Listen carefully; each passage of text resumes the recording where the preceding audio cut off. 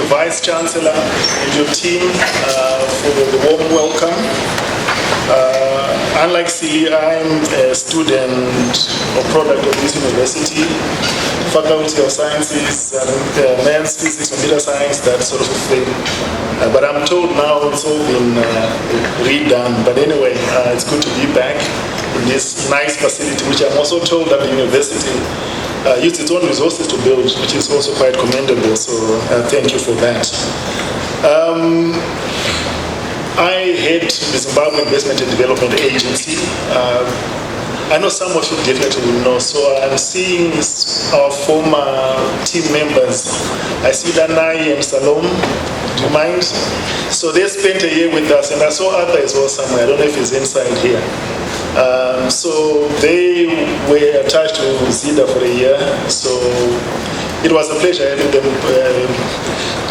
Vice Chancellor. I think if all your students are like this, I have every confidence that I think good hands. Thank you, please.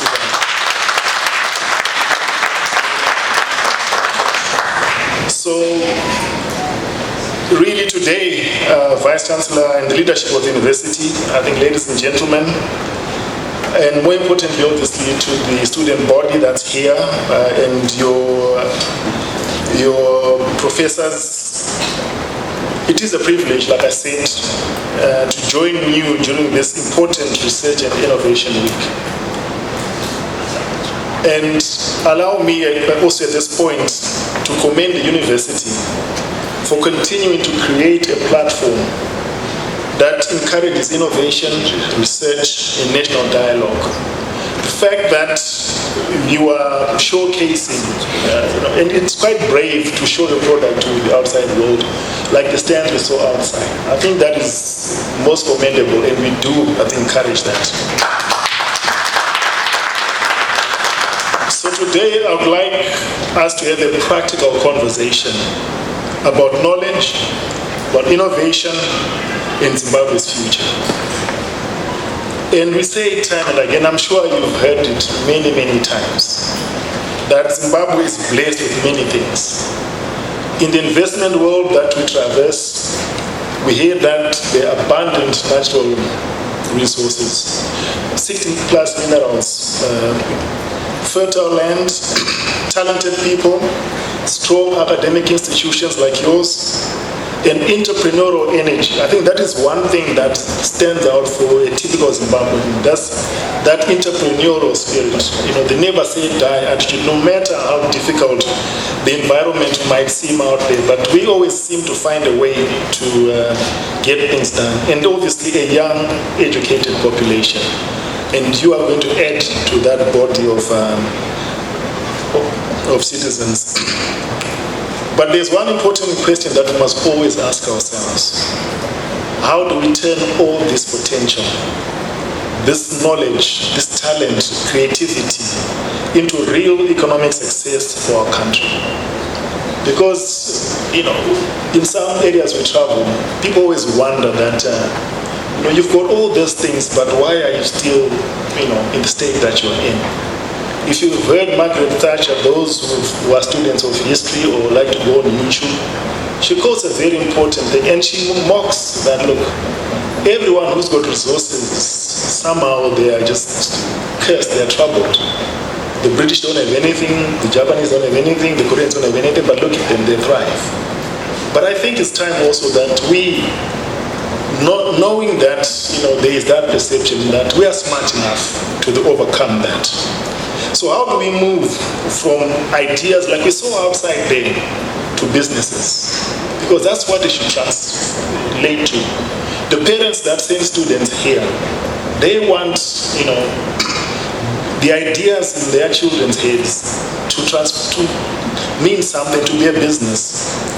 How do we turn that research into industries? The Vice Chancellor gave the idea of the iPhone. That was someone's idea, but it's now an industry. The iPhone itself is now, something to behold. That innovation that we're seeing outside, how do we turn that into jobs? Because seriously, with all this brain power, it would be a shame 5 years from now if all those youngsters who are out there demonstrating their brilliance are looking for a job. So this is what we must transition to. And ultimately, how do we transition from that knowledge, thanks to prosperity?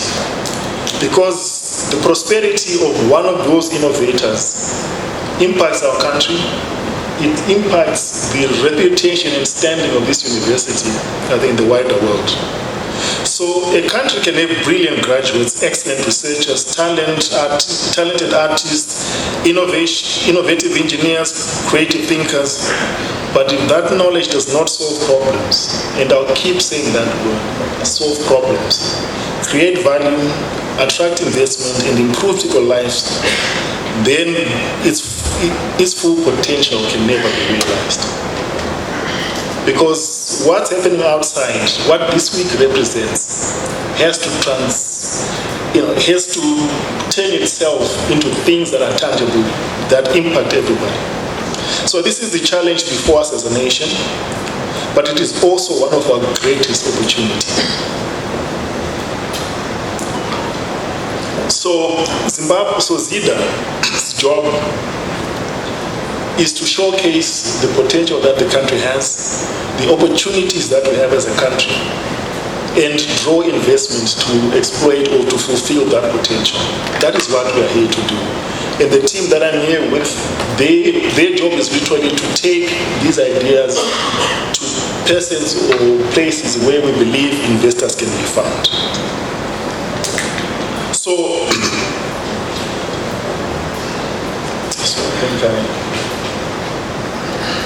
let's go back a bit. Oh, sorry, yeah. So we spoke about the Zimbabwe's greatest resource being its human capital. And I always like to put human capital ahead of everything, because going back to those words of Margaret Thatcher, it doesn't matter how much we've got in terms of resources. I'm sure we've all heard of the prodigal son at some point in our lives. He had everything but wasted it. So without a good brain, without that foundation of knowledge, so to me, the people of this country are obviously our greatest resource. Yes, when people speak about Zimbabwe, we think of gold, lithium, agriculture, platinum, tourism, land, etc. But I believe that the greatest resource is our people. It is the intelligence of our universities, which we like to nurture some more and grow. The creativity of our young people, the expertise across faculties and professions. And again, let's not think of innovation as being science, something from the sciences. Innovation is everywhere. Artists are very innovative. The most creative people, when they speak of the creative arts, they don't speak of scientists. They speak of artists, musicians. Those are the things. Let's not confine ourselves. That it's a pity I didn't see a rapper outside or someone with art or sculpture or anything. But that's where creativity and innovation come from. So again, let's unshackle ourselves from that. So inside this university, like I'm saying, we've got everybody. The faculties, the Vice Chancellor spoke about, span the entire economy. I would actually say that they should also span the entire society. Not just to the economic sectors of our economy, but also everything else. Because we can innovate and be creative, create jobs, and do all the things that we want in all of those sectors. So our future should not therefore be built on mines and factories, because after all, minerals will come to an end. Right now, the Gulf states are in a frenzy to say that when oil runs out, what do we do?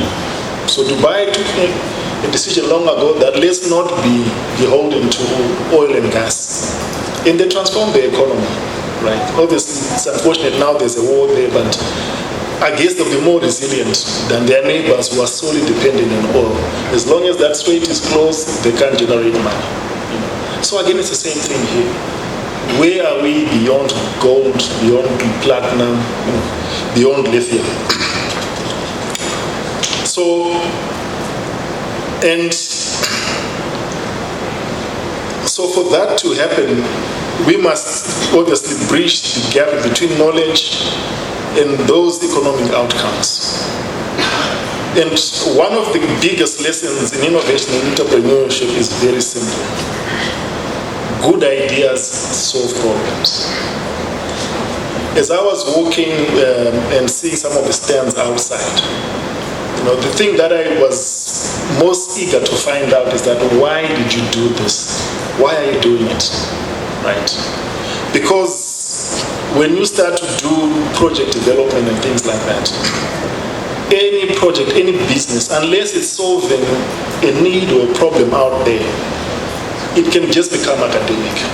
Yes, it was a good paper, brilliant, the theorems were groundbreaking, maybe we'll give you a Nobel Prize, but unless you're going to make money from selling books about your idea, it's just going to end there. So I'll say this again, good ideas solve real problems. And the most successful business and innovations exist because someone identified a challenge. Right? Maybe in your day-to-day life you're seeing something that is not working. What can I do to make this go away? Or maybe it was an inefficiency, right? You are doing something all the time and it's costing you more money, it's wasting your time. How can I improve the efficiency of this? Or maybe there's a gap in the market, right?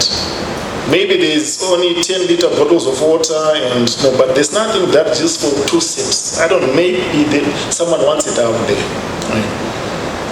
And so, or maybe it's an unmet need, but at the end of the day, that idea that you start to innovate, that you start to develop, if you want it to be transformative, to impact on people's lives, on the economy, be a financial success, it must satisfy some real problem out there. It could be that need in efficiency, the efficiency and so forth. So as students, researchers, innovators, one of the first questions you must ask yourself is, what am I trying to solve? So there's a young lady out there, I think she's got an app for predicting when the next copyright is going to come and so forth. It's great, right? Maybe she's seen a need, a problem. It's always a good start. And that's an example of a problem coming from everyday life, right? Maybe she's missed one too many lessons, and she had no idea, just looking down the road, when the next combi is going to come. It would be nice to know at least, if I'm going to be late, I'm going to be 10 minutes late, but not have an idea at all. Do I start walking? Do I start doing this? All those sort of things.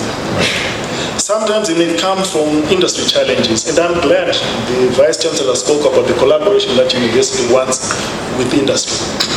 I would like to see the day when industry comes here and says, you know what, UZ, we make farming implements, but somehow for soils in Mashonaland West, this plow doesn't work. Do something for us. Maybe it's the material. Maybe your guys in metallurgy can develop an ore for us, a metal that is affordable, is cheap, and is cost effective. But maybe sometimes it's coming from, like I said, observing inefficiencies in society. And here again, let's not limit ourselves to say that innovation is about science, it's about technology. No. Inefficiencies in society happen everywhere. So again, let's be mindful to that. And also, these opportunities may also come from what the country's leadership is telling you. Right? A good starting point, even at the very highest level of the university, is understanding what, as a nation, our leaders want us to go. We speak of Vision 2030, we speak of National Development Strategy 2. In there, I think, are clear opportunities. Someone has actually done the research to say that as a country, we are lacking here, we are lacking there. We need to fix this, right? Already, solving those problems can actually give you access to funding, because government can actually allocate a budget of its own budget to fund your research. So I think let's be wise to that fact that our own strategies as a country can lead us to this. So if you read those things, Zimbabwe says that we want food security, Maybe you're in agriculture, you're in climate studies, I don't know, ideas there. Improved healthcare, clean energy, industrialization. Those are some of the things that our government speaks of and they want. So these national priorities automatically create opportunities for research, for innovation and enterprise. Governments the world over are the biggest spenders. If you actually go back and look at some of the most innovative product today came from funding from the government of the day. Maybe it was during wartime, it was during a crisis, and the government be willing to deploy capital or funding for such research. So again, you already have a market. Someone is going to buy your research and use it.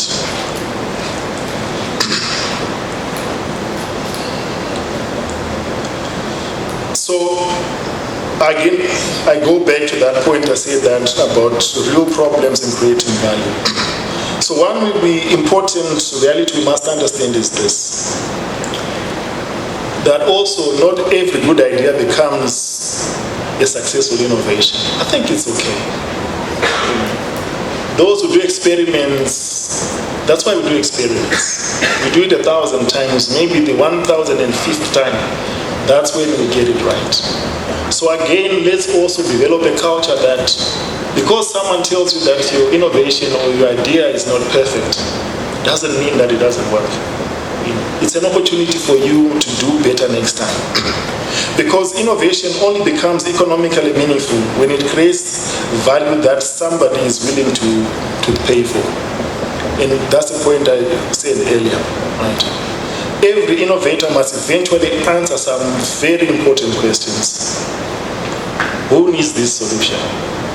So I didn't ask the young lady outside, okay, fine, this is great, but who's going to pay for it? Is the company owner going to pay you money for this? Because to them it's working fine. I mean, they can pick up and drop off people wherever they want without logging into an app, right? The student again who's going to use this app, how much value do they place to that, you see? So again, who needs that solution is very important. And why should they choose your solution, right? Because I can tell you right now, if you go and register intellectual property, there is nothing new under the sun.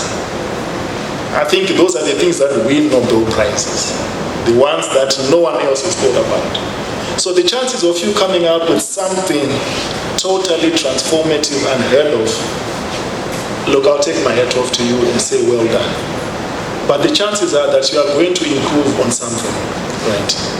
You'll have seen maybe a shortcoming in something and it's okay, you can still patent that and make a lot of money from that. And again, it's that, so you could ask yourself those questions, right? Is it cheaper than what's in the market? Maybe what makes your invention or your innovation worthwhile is because people can't afford what's there in the market. Not that I'm encouraging you to create knockoffs and infringe, on other people's patents and so forth, but genuinely, right? There are products, obviously, we see, maybe they're made for the first world. They cost thousands of dollars. People here can't afford that, but perhaps they want the same thing. Or maybe is it more efficient, or is it worth the extra cost? So these are the questions that you've got to ask yourself when you start to do that. So in simple terms, there must always be a value proposition, right? Because all those innovations you saw outside cost some money, some resources. So at the end of the day, it's got to, the money has to come back somehow. That is the value proposition that we're talking about. It's no use you spending tens and tens of thousands of dollars on something that's going to make you $300. And why are you doing it? You see? So again, that must be understood.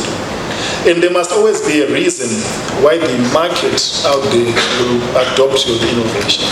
So again, when you're doing these things, who is it for? Why am I doing this? Are people really going to take this in and adopt it? And so this is why innovators must think beyond technical excellence alone. It can be fun, it can be wonderful, but no one wants to use it because there's a simpler option already in the market. So again, let's think about that. So the researchers, I think at this stage, must begin to ask themselves, who is my customer? Who am I doing this for? Like I said, you are in university, it's fine to fill up your library with great academic papers. Maybe someone 10 years, 15 years from now might start on that and do something. It's fine. But if we're talking, especially where we come from, when we're looking at investment for development, I think it's important that you must innovate these things with someone willing to pay them, to pay for your product or for your innovation. So we, as you've seen with Dana and Salome and Arthur, I think is here somewhere, we take students on attachment all the time. I think when they came in, they were about 22, only that we had at the time. So before we came here, last week I asked the ones who are there that I'm going here and I'll be speaking about this. Why do you think students at university do innovation? And they all say the one thing in unison, money. They want to be rich, they want to make money. Right. So again, that's why I'm saying that when you're doing these things, it could be fine. Look, it could be a fine academic paper. You are breaking new ground. Okay. And a lot of professors, no offense to this faculty here, are not very rich people, but they've contributed to the body of knowledge. Maybe that's what you want to do. It's okay. But if like those students told us back at the office that they want to make money, then these are the things that you better start asking yourself. Who is my customer? Right. What industry needs this? Right. How can this solution be commercialized? Right. And how can you generate revenue or reduce costs? So these are the things you better start. You might not have the answers there, but always, but don't let that also put brakes on your thinking, on your ability to dream, but be practical.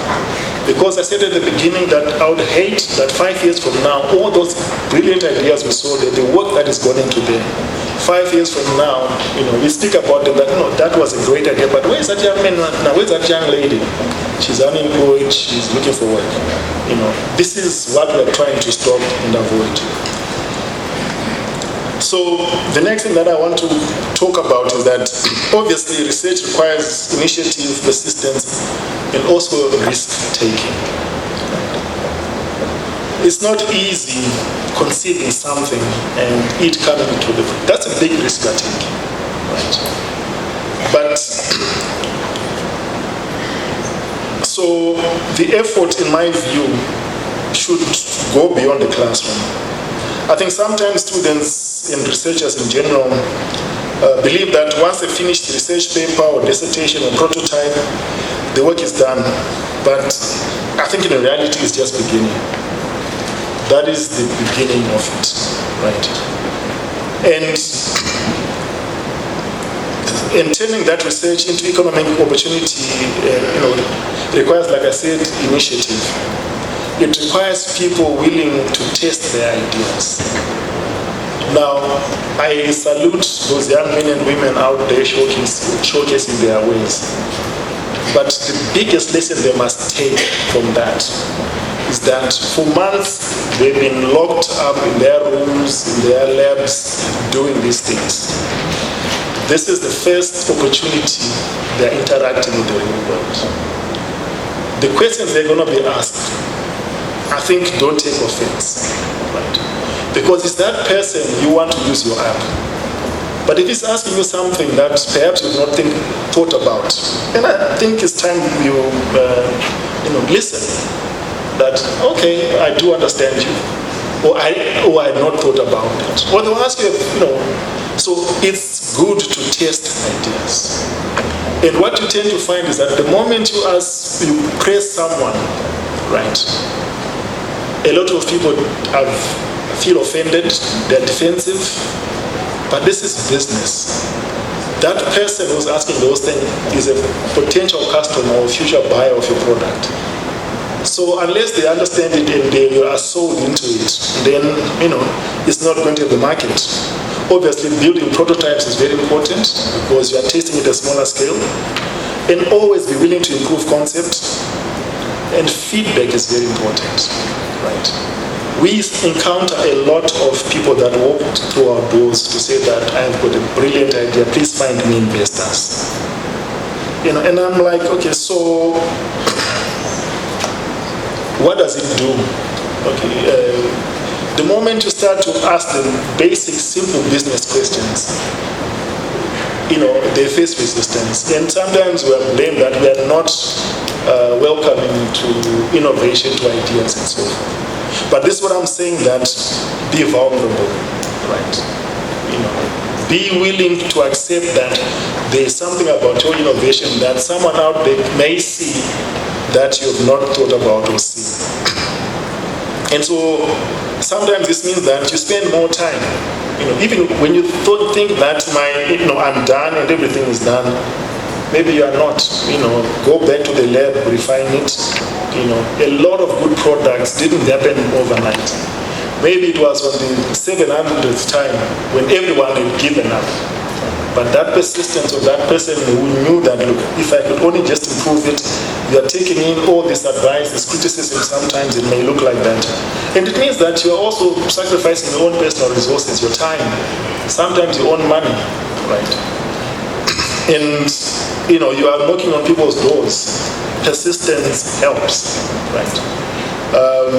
As they say, iron sharpens iron, so again, you become sharper, stronger, the more you are quizzed and probed into these things. And so, which leads us also perhaps to then say that, okay, but if I'm showcasing my things to everybody, you know, won't they take my idea, still my idea? Look, if it's a great idea, I'm sure someone might. So it's important also at this stage that when we nurture such innovation and research, let's also start to,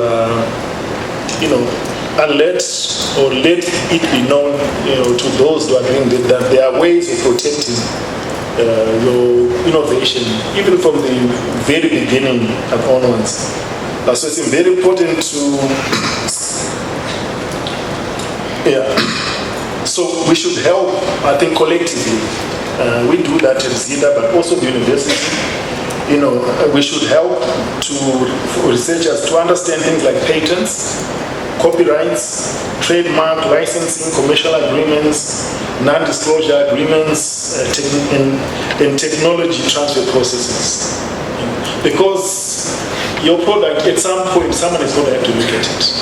If you want me to give you money to help further develop your product, I need to understand it thoroughly.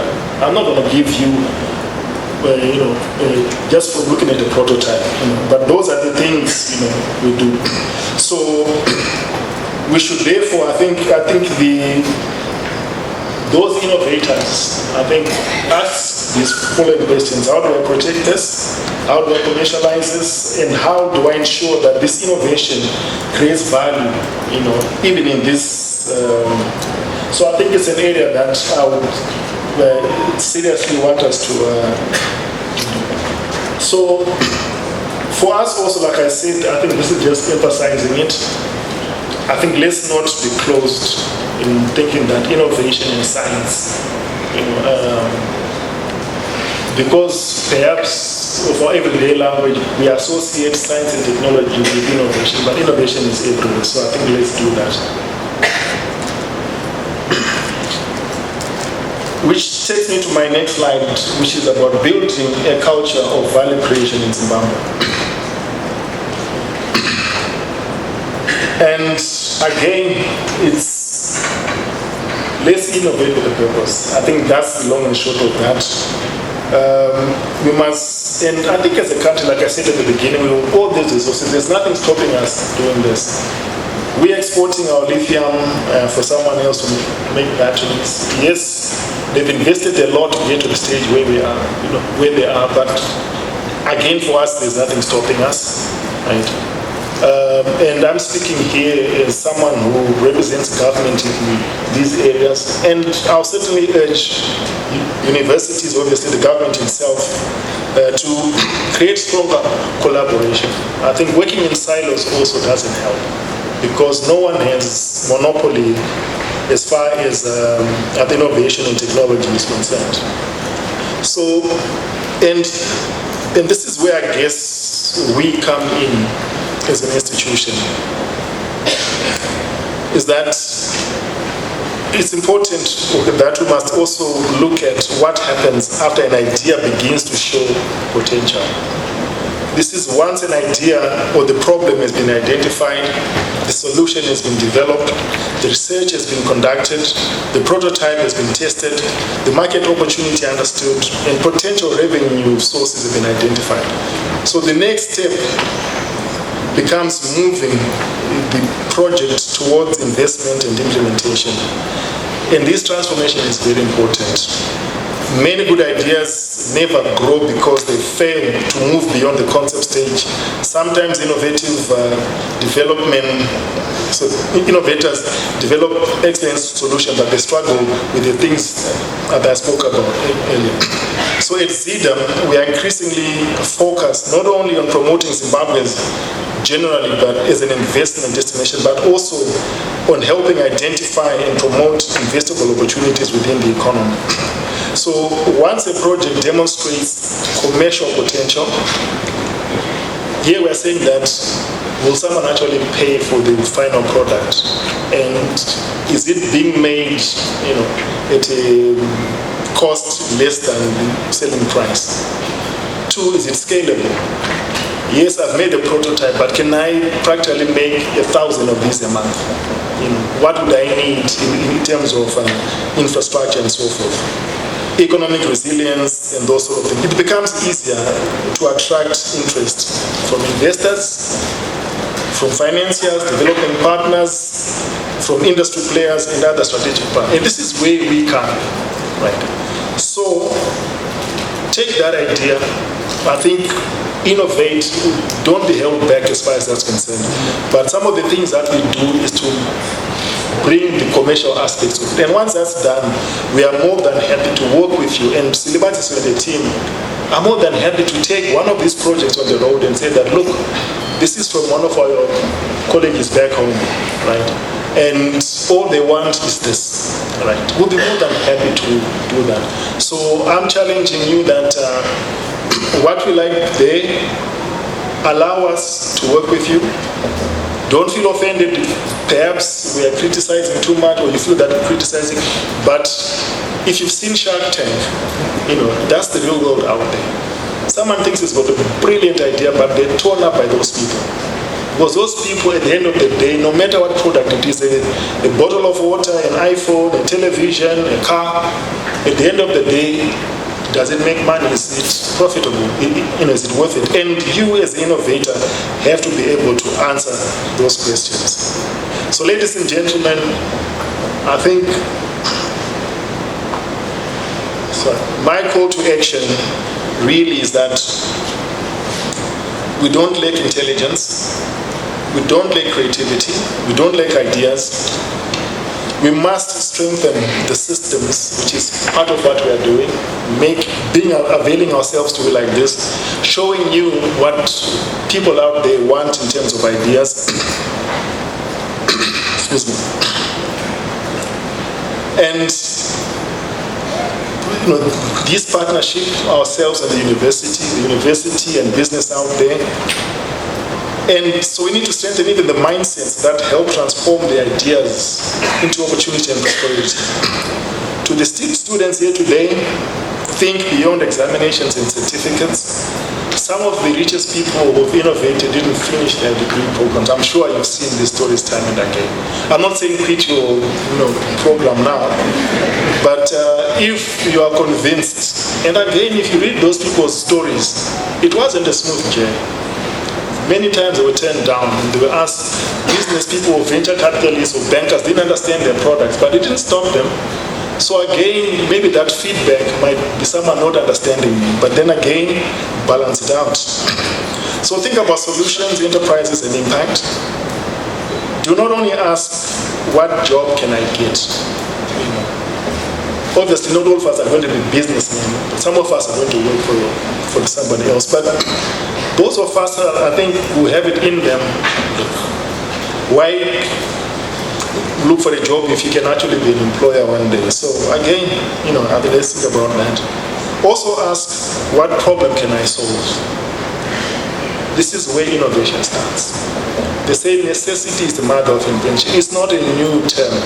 And it's been true back then, it's true today.